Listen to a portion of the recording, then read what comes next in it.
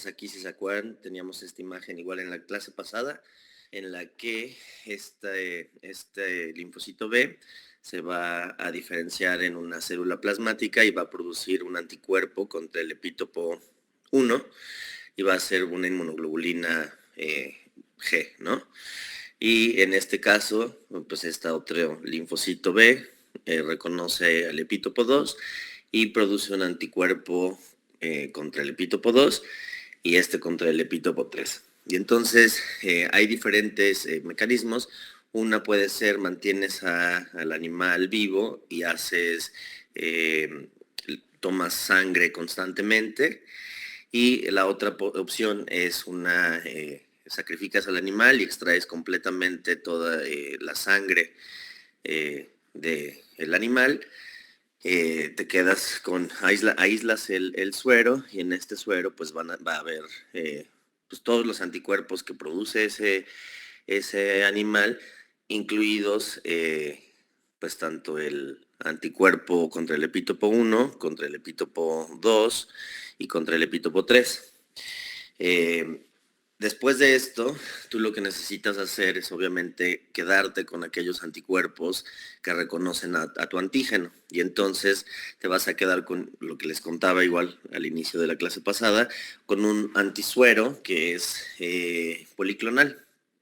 Y bueno, puede haber después otros procesos en los que seleccionas todavía con pues mayor especificidad a aquellos anticuerpos que sí reconocen a tu antígeno y pues te vas deshaciendo de aquellos anticuerpos que no son específicos para tu antígeno. Entonces, antes de las vacunas y de los antibióticos, este tipo de inmunización que se conoce como inmunización pasiva, pues era la única manera efectiva para contrarrestar algunas enfermedades.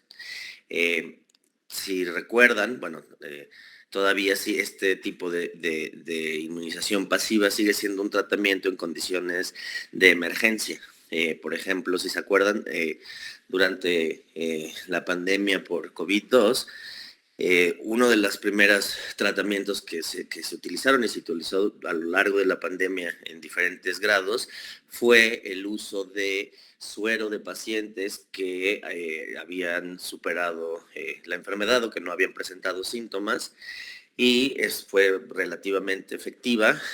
Por ejemplo, en el caso de rabia, tétanos y antrax, también se utiliza y sobre todo por ejemplo, en enfermedades en los que en la rabia a lo mejor no tanto, porque ya se puede también, puede haber vacunación durante el periodo de incubación, pero para patógenos o enfermedades que se desarrollan rápidamente o que progresan rápidamente, el uso de estos sueros pues todavía se sigue utilizando. Entonces también, por ejemplo, en el caso de toxinas o de algunos venenos, en pacientes que tienen inmunodeficiencias de células B, que obviamente en estos pacientes la inmunización, la vacunación no es efectiva, también se sigue utilizando en casos de hepatitis B y bueno, una serie de enfermedades.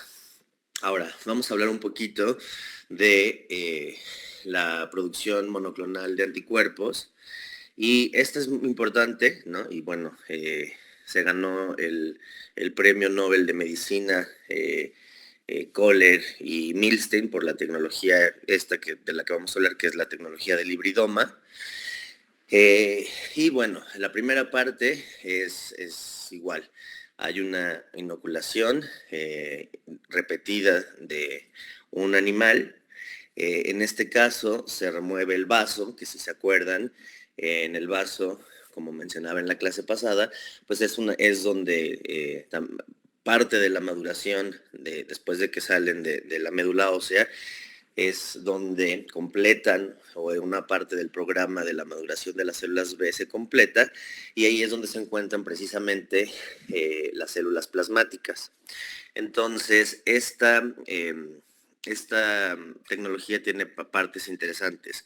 Una es que depende de la función de una línea celular de mieloma, Si recuerdan, los mielomas precisamente son un tipo de tumor en los que las células plasmáticas pues proliferan de manera descontrolada y generalmente los pacientes con mieloma y los tumores, los mielomas múltiples, generalmente producen anticuerpos.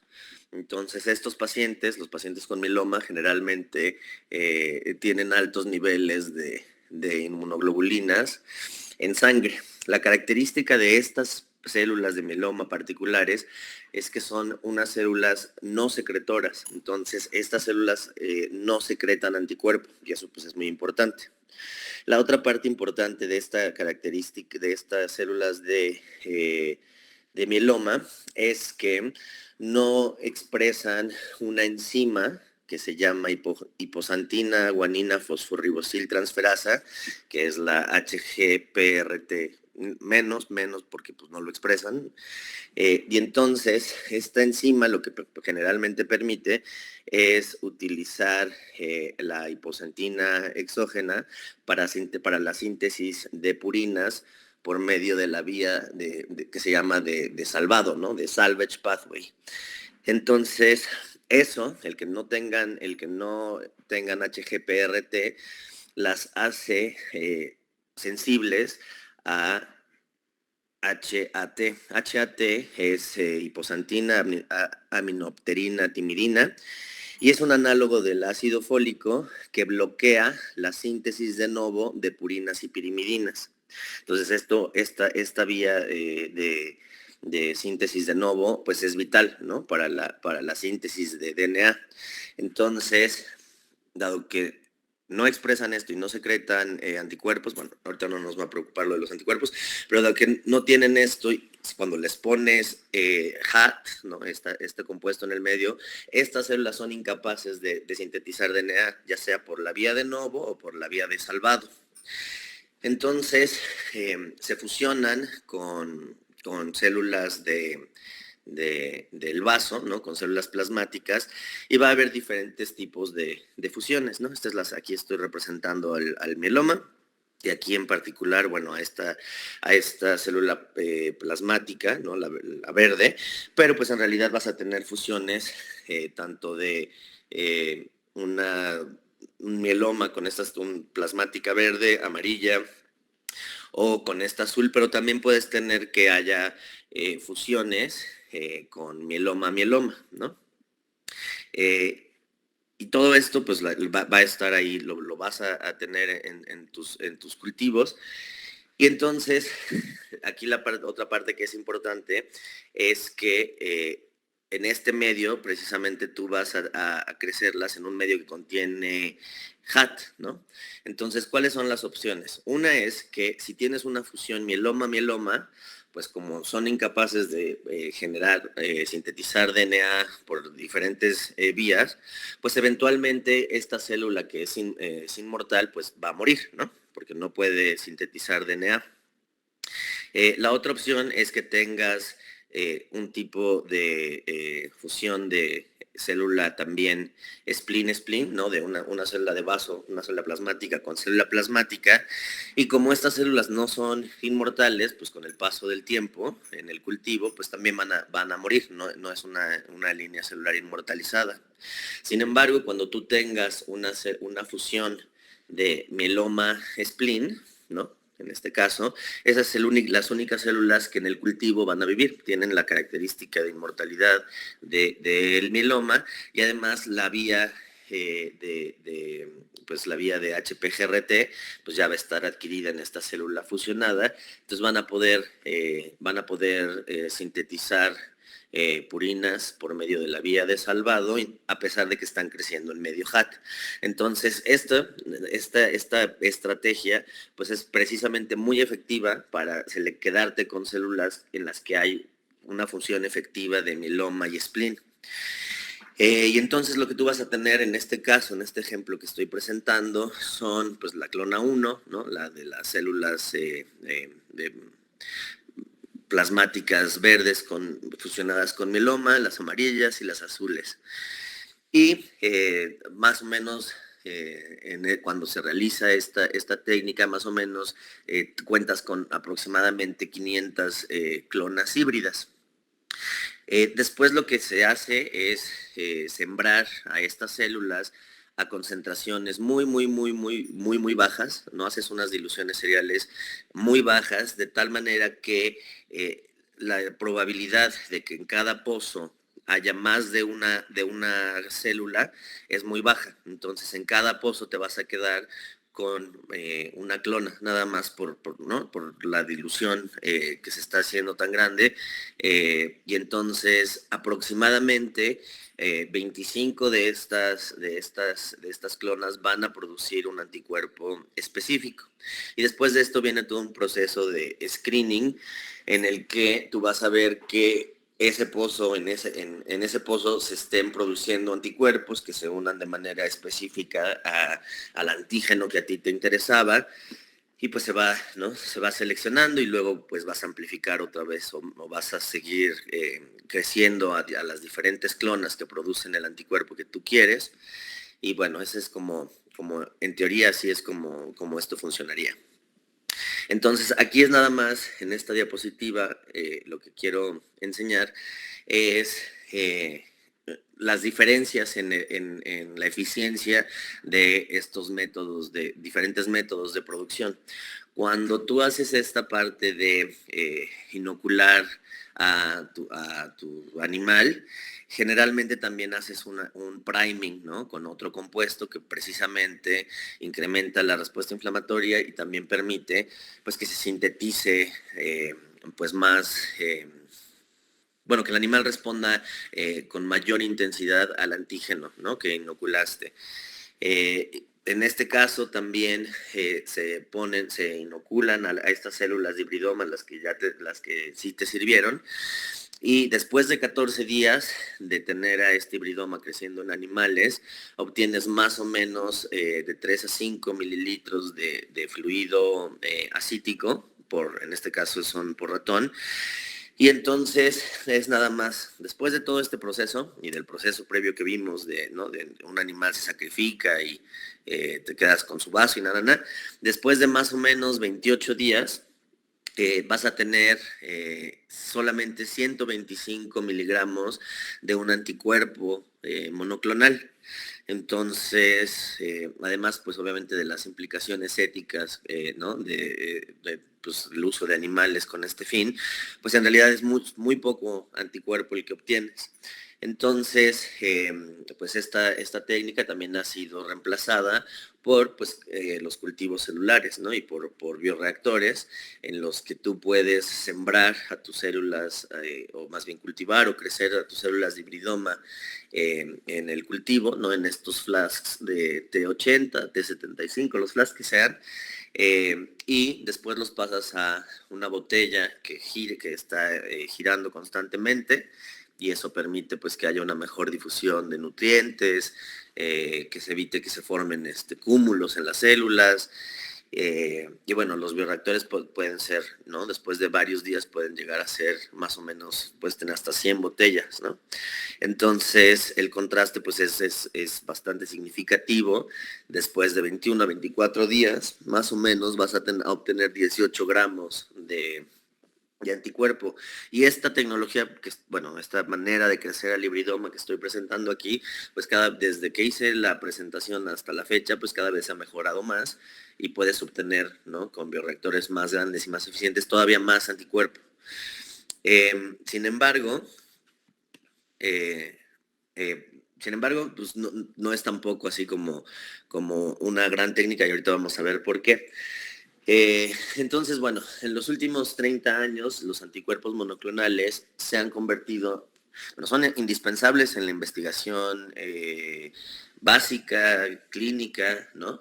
Todo lo que hacemos siempre hay un anticuerpo anti algo que nos permite medir algo, ver algo, entonces en investigación importantes, pero también se han convertido en el tipo de agentes farmacéuticos de mayor crecimiento. Entonces, ahorita no recuerdo el cálculo perfecto, pero lo que sí es cierto es que si tú sumas todo lo que las farmacéuticas ganan de la venta de anticuerpos monoclonales, es muchísimo mayor a lo de la venta de todos los otros fármacos sumados, ¿no? Así, antibióticos, aspirina, todo lo que se les ocurra. Los anticuerpos monoclonales pues son más, pues, más importantes, ¿no? Y aquí lo que estoy presentándoles es una caricatura de los anticuerpos, y en este caso pues tú tienes este anticuerpo que es de ratón, y entonces lo estamos poniendo así en rojito, y este anticuerpo es completamente de ratón. Entonces eso está muy bien, pero si tú pues tratas con un anticuerpo de ratón a un humano, pues obviamente el sistema inmune del humano pues va a reconocer como extraño a este anticuerpo, ¿no? Entonces va a haber reacciones. Eh, Sin embargo, pues ¿no? Esta idea de inmunizar y tener un anticuerpo contra algo, pues obviamente no puedes hacerlo en humanos, ¿no? Entonces, una estrategia para pues lograr sin, inocular con un antígeno a un ratón y tener el anticuerpo y que no sea inmunogénico, pues es una estrategia, es humanizar a este anticuerpo. Entonces tú tienes todo esta estructura completa del anticuerpo y nada más con lo único que te quedas del ratón son con los 3 clústeres determinantes ¿cómo se llama? Como les había dicho, regiones determinantes de complementariedad, ¿no? Te quedas con estas partes del anticuerpo y este es un anticuerpo humanizado.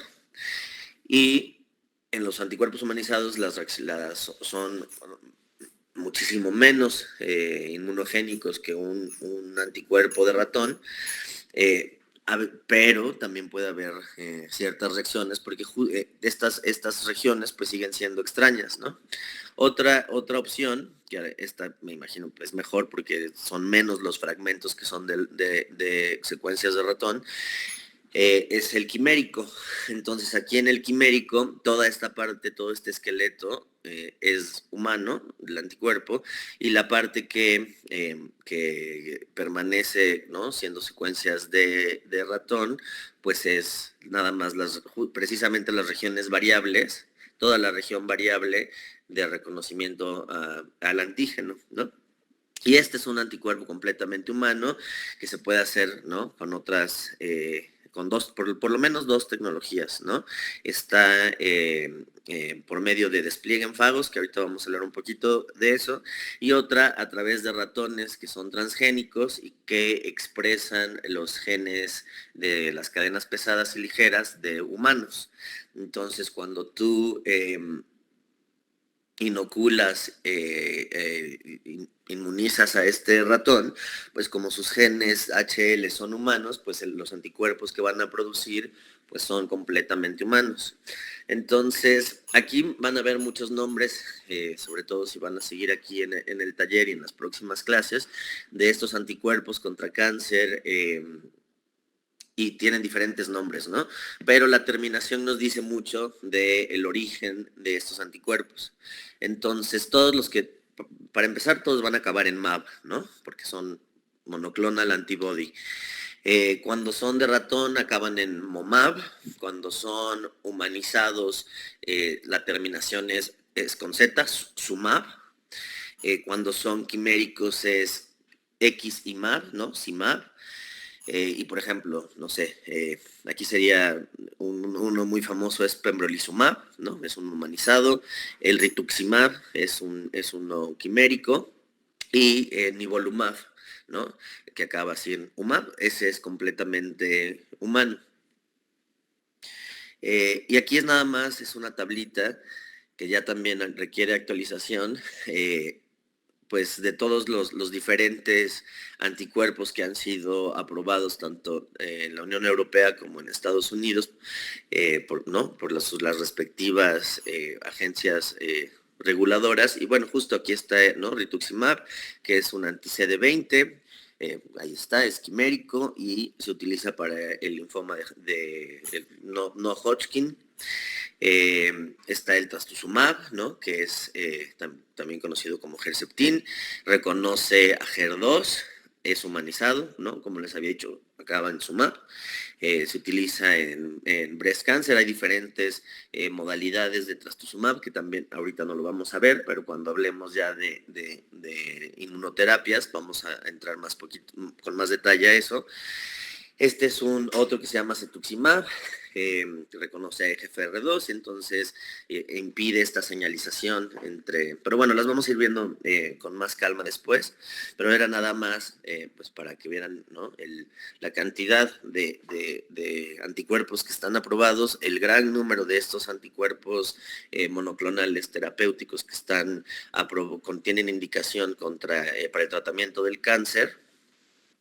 Y bueno, estos que están marcados con estrellas gigantes, los vamos a ver todavía con más detalle porque son, por ejemplo, ipilimumab o tremelimumab, que es otro anticuerpo, se unen a CTLA4 y tienen, bueno, igual diferentes aprobaciones, pero estos los vamos a ver con más detalle en su momento, porque esta vía de CTLA4 y esta vía de PD1 y PDL1 es una vía de regulación de los linfocitos T que es muy importante.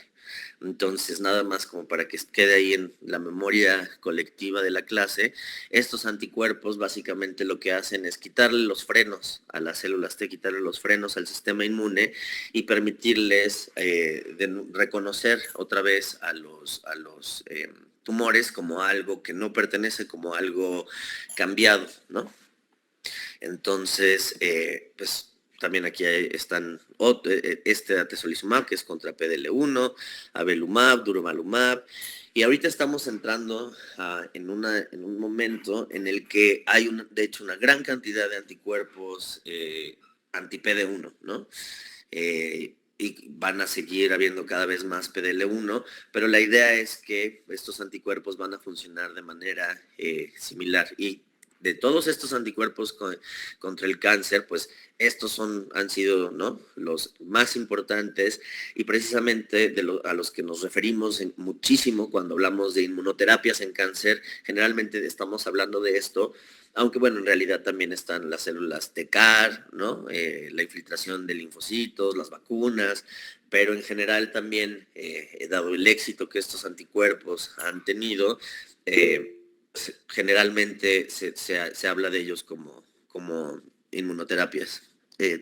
¿Alguien tiene una pregunta? Sí, yo, profe. ¿En el taller o en ese instituto se ve lo de la la inmunoterapia con CAR-T? No sé, en México, que yo sepa, no se utilizan las CAR-T. No sé si a lo mejor en el norte hay algún hospital especializado en el que se haga, según yo no. Y no porque es muy caro, es excesivamente caro, y es muy complicada la síntesis de estas células CAR-T. Y también porque muchos de los laboratorios que tienen estas patentes de células CAR-T, en realidad como ellos operan es que ellos generan a las células T y después ellos mismos las hacen las infusiones. Entonces, en el INCAN no se hace. Estoy casi seguro de eso.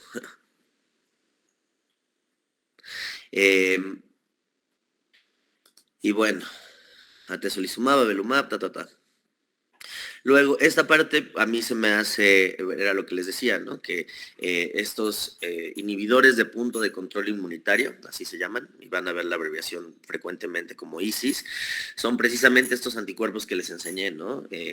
Ipilimumab, durvalumab, atezolizumab, pembrolizumab, bla, bla, bla, bla, bla.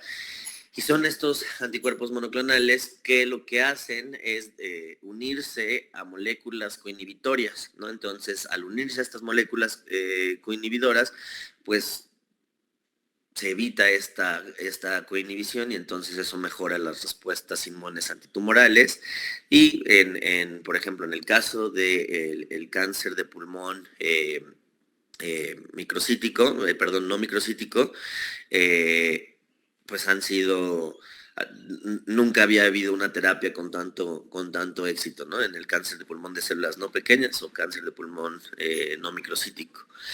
Y bueno, para el desarrollo de estos inhibidores de punto de control inmunitario, ha sido, dos cosas fueron muy importantes, ¿no?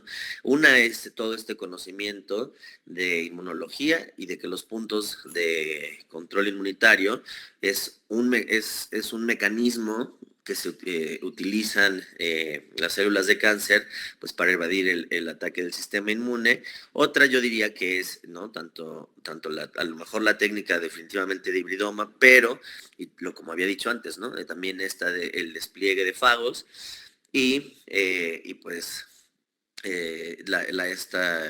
el uso de estos ratones transgénicos, ¿no? Que expresan genes H y L humanos. Y entonces esto lo pongo porque no fue coincidencia que en el 2018 el premio de Nobel de Medicina y de Química se fueran a James Allison y Tasuku Honjo, quienes trabajaron con PD1, PDL1, y bueno, también a George Smith y a Sir Gregory P. Winter, que fueron igual los creadores de la técnica de despliegue en fagos. Entonces, estábamos hablando de las desventajas, ¿no? De la inmunización. Y una es que pues los animales se mueren, ¿no? Se mueren durante la manipulación, se mueren por enfermedades, se mueren ¿no? A veces también con la misma inoculación. Entonces, otra cosa, además de que se mueren, es que el éxito pues no está garantizado, ¿no? Después de varios meses de tener a tus ratones, de establecer a lo mejor una población que sí responde a tus... Puede que al final de todo eso, después de la inmunización, no en realidad tengas ningún anticuerpo monoclonal, ¿no? O que no tengas un anticuerpo monoclonal específico para lo que tú querías. Entonces, por ejemplo, en este procesito que les estaba enseñando, puedes pasar por todo esto y llegar a esta parte de la ELISA y no encontrar nada, ¿no? O después, por diferentes razones, puedes hacer esta inoculación y después de otros 28 días nada, o en los bioreactores también puede haber deriva de estas células, a veces no son completamente estables estas clonas, entonces después de tanto tiempo puede que no tengas producción de anticuerpos monoclonales. Y bueno, aquí de hecho este es un estimado más cercano, te toman aproximadamente 6 meses de la inmunización al establecimiento de una línea celular clonal, ¿no? Entonces ese proceso es muy largo, obviamente pues es muy caro, ¿no? Mantener a los animales, pues nada más eso es pues bastante caro. Y esto, ¿no? Es necesario estar creciendo estos clones constantemente. Entonces, una es crecerlos en el animal o mantenerlos en estos bioreactores. Y lo que les decía, ¿no?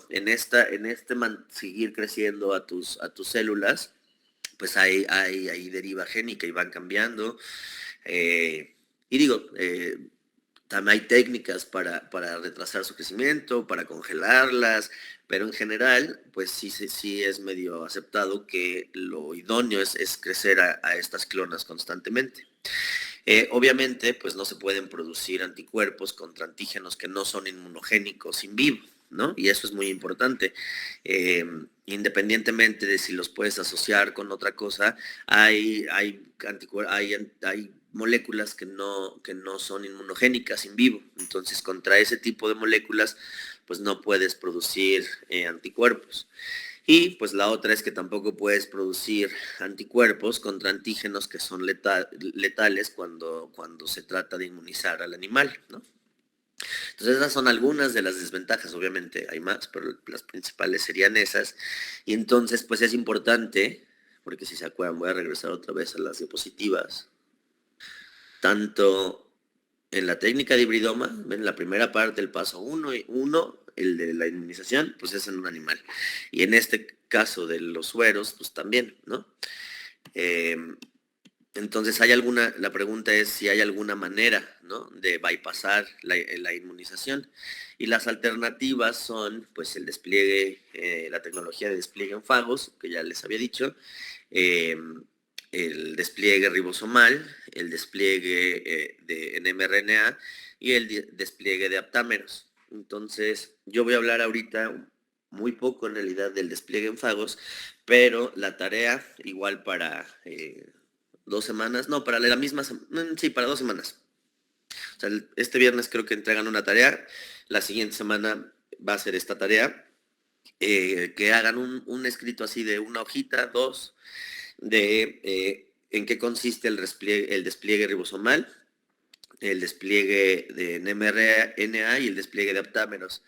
Y quiero que en esa tarea, para que no sea nada más de copiar y pegar, que ustedes se centren en cuáles son las ventajas, desventajas y cuáles son las similitudes o diferencias entre estas diferentes tecnologías de despliegue. Entonces, acuérdense, ribosomal, mRNA y aptámero y diferencias, ¿no?, entre ventajas, desventajas de una, y así. Bueno, entonces ahorita vamos a hablar rápidamente de la tecnología del despliegue en fagos. Y aquí lo que se hace es los genes que codifican para la cadena pesada, ligera, variable de los anticuerpos se extraen, ¿no?, y se sintetizan estos productos genéticos, se amplifican y se sintetizan de una manera que estén ligados. Si se acuerdan, en una de las diapositivas que les puse, les conté que había estos fragmentos variables monocatenarios que, bueno, aquí está la secuencia de DNA, pero yo se los enseñaba como una versión de anticuerpo, ¿no?, en el que tienes estas regiones variables, pesadas y ligeras, unidas de manera sintética. Y bueno, eso viene precisamente con este linker que se pone, que está uniendo a la cadena pesada variable y a la ligera variable. Y después lo que haces es, metes con enzimas de restricción, metes a esta secuencia genética en un plásmido, y en este caso esos plásmidos se llaman fagémidos o fagómidos, no sé, ahí verán la traducción como sea correctamente, y se meten, bueno, en diferentes regiones del fagémido, y lo que tiene, por ejemplo, aquí es el gen que va a codificar para la proteína 3 de la cápside del fago.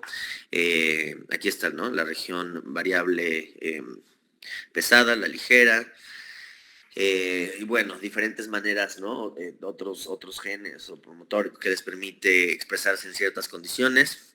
Y bueno, eso se electropora o se introduce en E. coli, y primero hay una amplificación de este plásmido, se puede extraer, y aquí hay una parte que es interesante. A este material genético no cuenta con toda la información para la síntesis de un fago.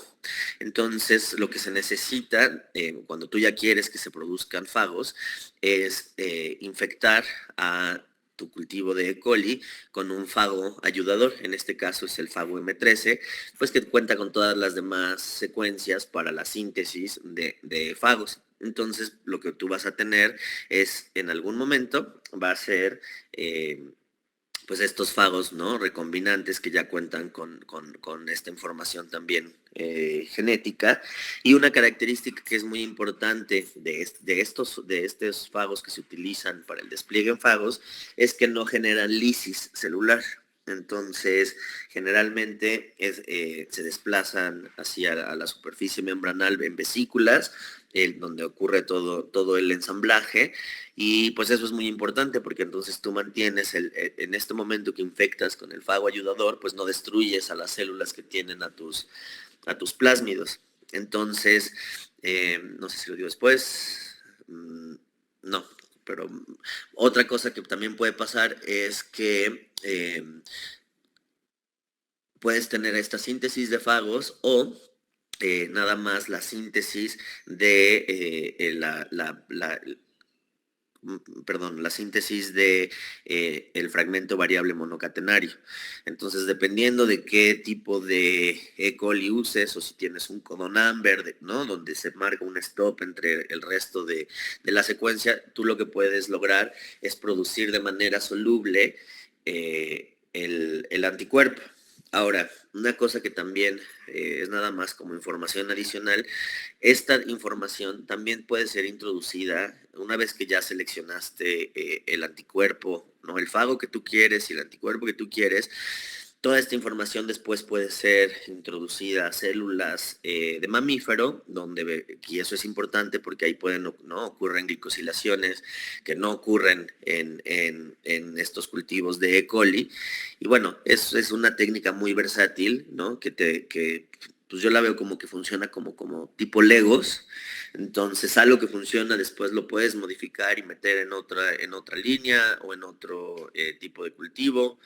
Y entonces, nada más aquí, el producto final de este ensamblaje y de este crecimiento en cultivos en E. coli, pues es esto. Este es un fago ya recombinante en el que ahí vienen todas, ¿no? La proteína 8, que es esta, la 3 es la que les decía, esta, ¿no? Que estaba aquí codificada G3, es esta proteína acá P3, y esa proteína P3 está en este vértice del fago, y lo que les decía es que se sintetiza tu anticuerpo monocatenario, que está unido con este linker que es sintético, está asociado y se expresa como proteína de fusión a esta proteína, a las proteínas P3.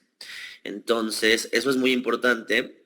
Este fago es muy importante porque tienes asociado, obviamente, el fenotipo, ¿no? De este anticuerpo con el genotipo en una misma organismo, en un mismo vector.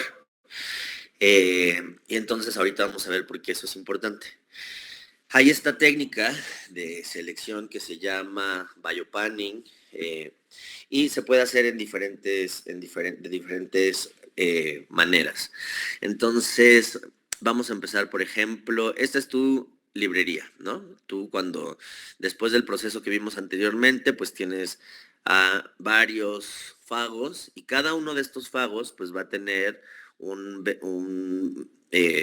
BH y un BL diferente, ¿no? Una combinación diferente, y los puedes, por ejemplo, exponer a un antígeno. Si tú ya sabes contra qué antígeno quieres un anticuerpo, pues entonces los puedes exponer a una superficie que está forrada o coated con el antígeno que a ti te interesa. Entonces vamos a hablar así específicamente, no sé, colágeno. Entonces tú a tus cajitas les pones, las incubas con colágeno, las haces sus lavados y en la superficie de estas cajitas vas a tener pues colágeno. Y entonces cuando tú pasas a tu librería en estas cajitas, pues algunas se van a pegar y otros fagos no se van a pegar. Entonces lo que tú sabes es que las que se pegaron, pues están expresando anticuerpos específicos contra, en este caso, pues colágeno. Después, esto, bueno, ¿no? Continúa y entonces tú haces tus lavados precisamente para deshacerte de todos los fagos que no se unieron de manera específica, y después tú eluyes al fago, ¿no? O sea, lo separas, por ejemplo, de aquí de la cajita, y este mismo fago, pues lo puedes volver a utilizar para infectar otra vez de nuevo a E. coli. Entonces eso es súper importante. Porque pues justo este anticuerpo y la información que lo codifica pues no se pierde. Entonces vuelve a infectar a E. coli, amplificas otra vez estos cultivos y tienes otra vez millones de moléculas de estos fagos. Y esto te permite, por ejemplo, seguir otra vez este proceso y a lo mejor en la siguiente ronda tú lo que quieres son anticuerpos que sean de mayor afinidad. Entonces a lo mejor los lavados que haces son más astringentes y solamente te quedas con aquellas partículas virales que se pegan con mucha afinidad, ¿no? Y bueno, esa parte es muy importante. La otra está aquí, la pongo en chiquita y a lo mejor debería ser grande, pues esta parte de la inmovilización, pues obviamente puede pasar en columnas, ¿no? Con el antígeno, en estas plaquitas que les decía de que están coated con antígeno, se puede utilizar antígeno biotinilado, puede ser en cultivos celulares, que eso es muy importante. Entonces tú puedes tener, por ejemplo, una línea de células de cáncer de pulmón y una línea de células, no sé, que no sean de tumorales. Entonces tú lo que puedes hacer es primero una selección positiva, ¿no? En la que te quedas con fagos que se unan a células de cáncer de pulmón y después ya haces toda esta parte en la que eluyes y te quedas otra vez con tu fago, lo vuelves a expandir y puedes hacer otra ronda de selección con células normales, con células no transformadas. Y entonces aquí sería al revés, ¿no? Las células que se pegan a las células normales, pues esos fagos los desechas y te quedas con aquellos fagos que ya se pegaron a células de cáncer de pulmón y en la siguiente ronda que ya no se pegan a células normales. Y entonces ese podría ser un proceso para seleccionar anticuerpos que a lo mejor se expresan exclusivamente en cáncer de pulmón y pues justo evita que los anticuerpos que tú selecciones pues sean reactivos en contracélulas normales. Y eso mismo que ocurre aquí con el biopanning en células, también se ha visto que tú puedes inocular con fagos a animalitos y esta selección se llama, es in vivo. Y entonces, si a ti te interesa a lo mejor un anticuerpo de la cola del ratón, pues lo tomas de la cola del ratón, o si desde pulmón en pulmón, o si de cáncer de pulmón en el ratón, pues entonces ¿no? del cáncer de pulmón del ratón lo tomas y puedes hacer diferentes rondas de selección. Entonces este es un proceso pues muy versátil y muy útil para la selección y síntesis de anticuerpos con características específicas. Luego, otra cosa que es importante es la diversidad de estas librerías, pues es limitada, pero hay técnicas para hacer shuffling, ¿no? Como una aleatorización de estas secuencias. Entonces, que si tu librería, era en algún momento así, en el otro momento, la siguiente ronda ya puedes tener otras variables, ¿no? Otras combinaciones de fragmentos BH y BL. Y esa es la clase del día de hoy. Les dije que iba a estar corta y es corta para que pues los que quieran se vayan a ver el eclipse solar y pues tienen tarea. Entonces sí es un poco igual lo que les decía Mario, ¿no? Aquí les vamos a contar algunas historias, pero lo que es importante es pues que lean, ¿no? Entonces, de esta parte de hibridomas, si les interesó algo, pueden checarlo en Wikipedia, pueden checarlo en el CUBI.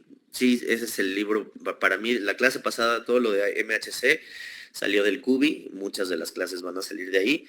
Entonces, pues tomen estas clases como una base muy fundamental de las cosas y es a través de la lectura que estos conceptos pues se les van a quedar más, o si de plano es información que no van a volver a utilizar, pues que se va a ir.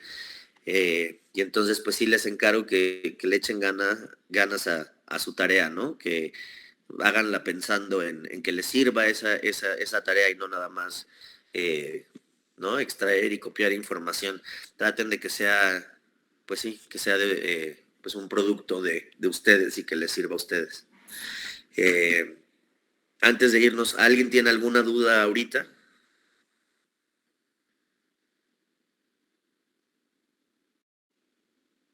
Yo solo tenía duda de si este viernes entonces sí va a ser el examen.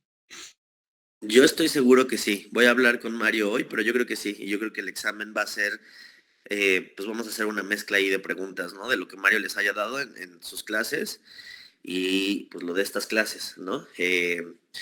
Yo más o menos ya les dije qué cosas es así de, esta va a ser pregunta de examen, ¿no? BDJ, ¿no? ¿Sí se acuerdan lo de cómo se rearreglan estos genes de inmunoglobulinas? Pues en esta parte yo sí creo que es importante pues la parte de hibridoma, ¿no? Que todavía se sigue utilizando. Mis preguntas van a ser pues, fáciles, ¿no? Así de, cuántas regiones, cómo está compuesto un anticuerpo? Dos, ¿no? Dos cadenas pesadas, dos ligeras, cosas que son pues muy básicas. Entonces, nada va a ser terrible. Como todos tienen acceso al libro, al Cubi.